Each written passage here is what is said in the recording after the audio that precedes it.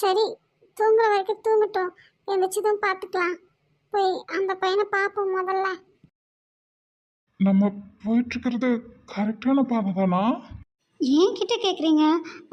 எனக்கு எப்படிங்க தெரியும்? நீங்கள் தானே. ம், பாட்டி சொல்லும்போது நீங்க தானே ஊன் கொட்டு கேட்டுட்டு இருந்தீங்க. அதுக்குன்ட்டு யாரையாவது கேளுங்க. ம், ஆ, ஆ, நான் தான் உங்களை நம்பி வந்திருக்கேன். நீங்கள் ஒன்றும் என்ன நம்பி வேலை பார்த்துக்கங்க. ஐயோ போச்சுடா.